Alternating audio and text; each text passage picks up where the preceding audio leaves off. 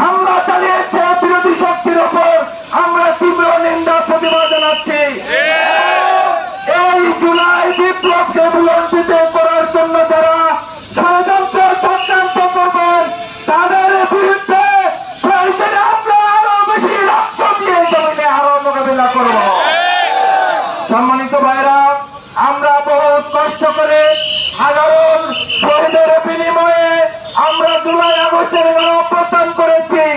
এই গণঅভ্যুত্থান করার মানে হচ্ছে আমরা অবাধ নিরপেক্ষ নির্বাচন একটা আমরা বাংলাদেশে চাই।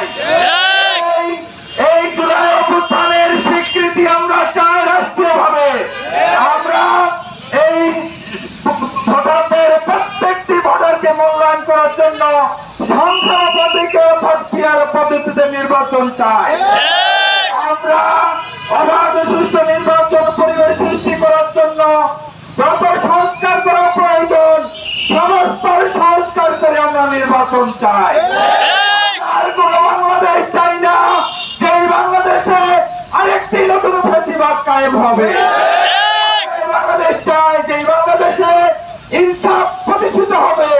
সমাজের প্রত্যেকটি মানুষ সমাজের প্রত্যেকটি অঙ্গনের কল্যাণে নিয়ে চিন্তা করবে। একটি সমাজ রাষ্ট্র দেখতে চায়।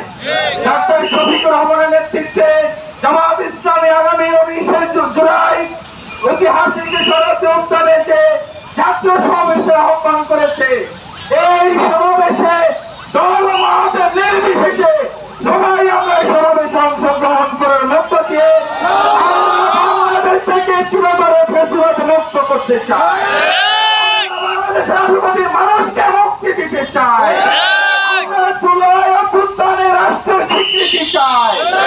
আমরা সাধারণ ভোটারের মূল্যায়ন চাই।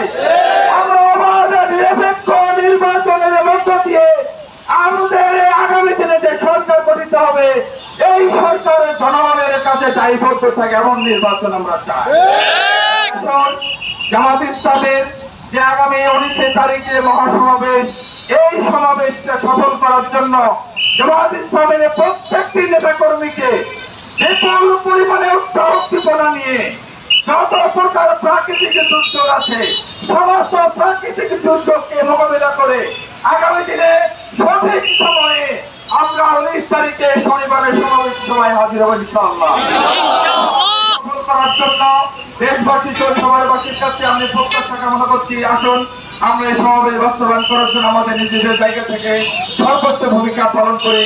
আল্লাহ রাব্বুল আলামিন আগামী দিনে জামাত ইসলামীর নেতৃত্বে এই বাংলাদেশকে সোনার বাংলাদেশে পরিণত করার তৌফিক দান করুন। আমিন। আসসালামু আলাইকুম ওয়া রাহমাতুল্লাহি ওয়া বারাকাতুহু।